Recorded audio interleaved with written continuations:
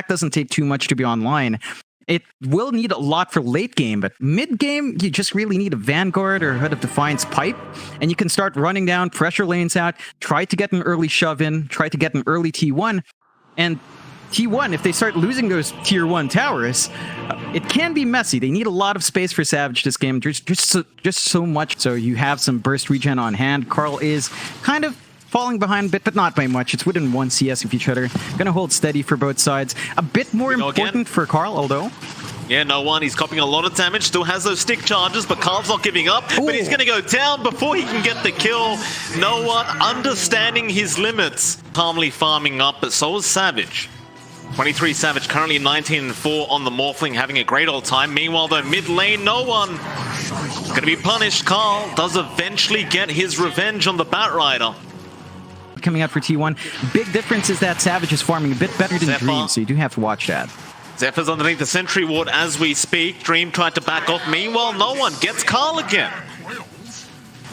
No one. Just, he had the assistance of Seneko that time around, but I think it was purely the Bristleback getting the kill. Seneko just around in case. This mid matchup really back and forth, and I guess this is a lane to watch now. In fact, no other kills have happened across the map. And John, I might add, I really like what no one's doing here. Just dragging the creep wave away, not allowing it to go underneath his own tier 1 tower. This will allow him to get the farm and XP without giving anything away to the Batrider. Meanwhile, towards the top, he can help just secure some bounty runes. They'll try to Forev, snowballs their immersion, make sure they get the kill. And now Zephyr trying to run, should make it up, but no one. He wants to go for a dive behind that tier 1, and he does get the double. Great rotation there by no one to make sure they get that added value with the Witch Doctor death. He's level 7 in comparison to the level 6 of Carl. Carl, he's going to have a go at this. Lasso out with the Melodict. It should be enough damage, and they will get a return kill now. Great rotation there from Zephyr to ensure they could get the kill with that first Lasso. They may. Meanwhile, top lane, they have initiated again onto Zephyr. He will die on the Witch Doctor, and they'll also get Forev. And we talked about this lane, but Io Tusk, it's quite disgusting to have to go into. Issues. Zephyr's in trouble in the mid lane again. He's going to try and run, but a nice Earth Spike there from Seneko. Still Carl now going to rotate on the Batrider and try to get a kill themselves right onto Immersion, and it looks like he knows he's dead. Real back and forth here for this game 1. No real chance of killing him off right now. He's very safe unless he makes a mistake. They should be very aware that 23 Savage is having a very good time. But there's the Earth Spike out. He didn't get the Strength Morph off into the Hex. Never mind. Forgot about the Lion with that instantaneous Hex, and we kind of talked about that in the drafting stage. That's one thing I guess 23 Savage does have to be wary of. Is if he gets hexed, he might just die. Still, top side of the map, we've got Dream in a lasso now. Zephyr around with the Melodic, the stun out as well. Dream, he can't get out of this one. In fact, his Tusk may not be able to get out of this one. Immersion trying to get something done, but the perma stun out from Forev, and Carl is able to pick up the double. That's a really big deal if they lose this mid-tier 1 tower. And this is what Monaco Gambit want to do. They want to take your objectives quick and kind of just not allow you to farm across the map. I want to make it very, very hard for Savage on that Morphling to feel comfortable. Forev, he's going to juke out the shards, but then there's a spike out into the snowball and the finger and the walrus punch out from Immersion. But now Carl is around with Zephyr. They'll make the jump in onto no one, but now Dream joins in. A buyback. Forev coming back into this team fight, but Carl is looking way too low and does go down to the IO. So does Zephyr, and now the Earth Spike there on Forev to make sure he can't punish. But Whitemon going to charge in onto Immersion. They've got the Tusk, but they missed the swashbuckle. It won't matter though. They get the kill, but now no one. Might be able to punish Forev and get a dieback very early on. In fact, look at the damage output. My goodness. But you're losing the Batrider. We talked about the timings Carl needs to meet. He needs to be buying that space out. But they're just so confident now in Gambit's end. Afterlife. Chains away, charge, Whitemon, he was off the mark, he charged the creep, but it won't matter. The smoke immediately. He does have a blink up now. This will be the surprise reveal. I'm not sure if Monaco Gambit saw this. They're going to go mid lane to try and go after no one. It's the big bristleback, but there goes Dream to make sure he stays healed up. Forev going to roll through, trying to get the damage up, but now the snowball safe to delay things. Seneko will be blown up by 23 Savage. They'll go on to Carl instead. There's your Bat Rider dead. Can they do anything else though, T1? They've almost got the tusk and they'll get him, but they've lost Whitemon on the SP. On to no one now. 23 Savage going to try and do it by himself, but it's not looking possible. He needs to just chain away. And they've only got one outer tower left here on the side of T1. Gambit just going to be looking to apply that pressure mid to really secure complete control on the map, and T1's got to step up here. Lasso out, he goes straight onto Immersion. They want the Tusk dead. They want to make sure there's no snowball saves, but he does get into the snowball. Forev, meanwhile, Rolling Thunder in the back. They kill off Seneko. That's 23 Savage. Immersion now, dropping to the Melodic. The charge in. Whitemon gets another. They're still doing pretty well here, T1, but Whitemon is going to die now. Monaco Gambit looking to turn this one right back around. Forev dropping low, could not get to the low ground. Now they want Savage, but Savage is going to go for the TP away, and it looks like he is going to be all right. So a 2-for-2 trade. It still feels like it did favor Monaco Gambit, but in terms of the golden XP change, it did slightly favor T1.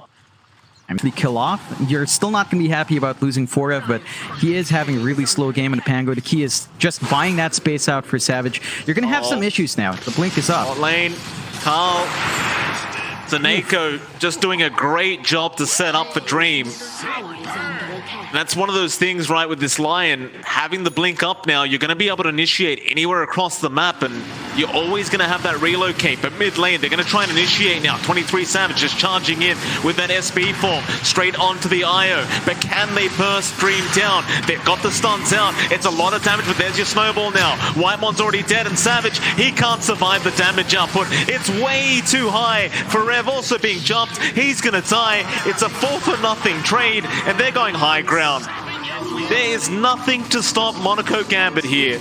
They are getting at least one lane of racks. They're probably going to get more. Like, the respawns are short enough in T1. They do have the Death Ward to maybe play around with, but they charged the right target there. Dream was isolated for a bit. It's just not enough. They don't have enough to melt through the IO. The heart's up on Dream, so they basically have infinite sustain now. And with a Basher up on no one, at least they have some way of maybe stopping the TP plays out. And the Abyssal's not too far off as well. Only recipe left. So you are hitting all these major spikes, and Gambit can just keep forcing these objectives down. That they can. To the top racks they go. Nice and easy for Monaco Gambit so far.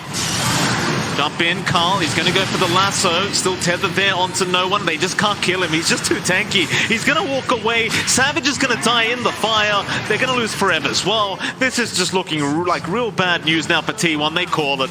They have had enough. From your Beastmaster, especially with his creeps. So there are ways of playing around that.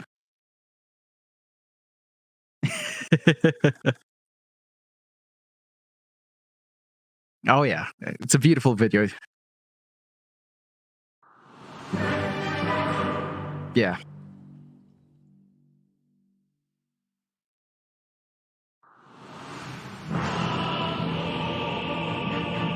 I'm going to have to say Gambit. T1, they're gambling with this Alchemist a long time. They're going to have to really make it work. Gambit, you see they're confident. They're going for that smoke play again. Immersion right into that high ground. Earth Spike out from Whitemon, and Immersion, he's going to try and run. But Monaco Gambit, they're not afraid. They'll keep going. Zephyr now with a really nice acid spray to kind of block the way, but the Nether Toxin is also out from our Viper. Dream, he's still thinking about going up. He'll eventually back off. And neither team really punishes the other. But the boar is hitting away, that's a lot of damage if you're not careful.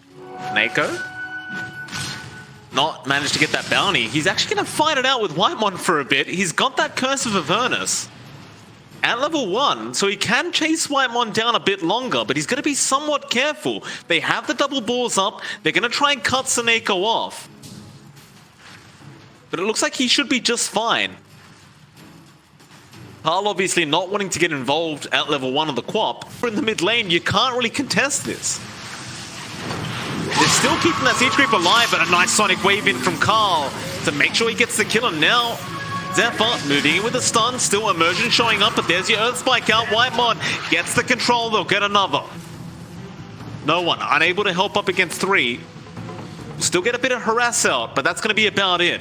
No one and Immersion just taking the stacks away from that Dire jungler. Now down to bot lane, rotations are out. Immersion is around. Carl, a great Sonic Wave lands on 2.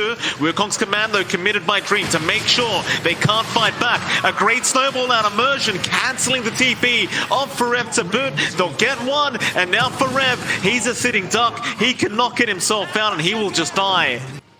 No, Midas is just Midas. You generally just want to avoid that item at all costs right now. Bot lane, a bit of a team fight breaking out. Dream getting low but walking away. They've actually caught off Forev onto the north. Now Zephyr being chased by Immersion, but Savage is going to be around to make sure Zephyr does not die. So 1-for-1 trade across the map. Yeah, they want Savage.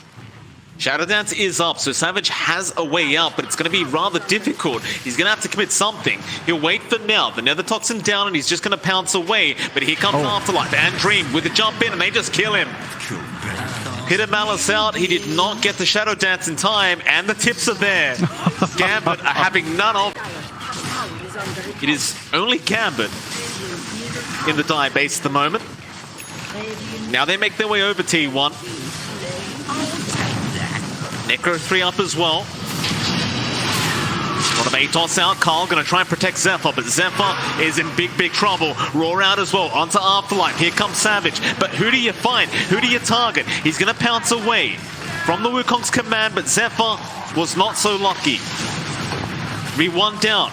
Earth Spike out, the rack still dropping. Savage going to move back in, right into the middle of the beast. A big Sonic Wave out by Carl, but the snowball straight back into the Queen of Pain. They get taken down. The Dark Rift, the taxi, it'll be cancelled, but it won't matter. T1.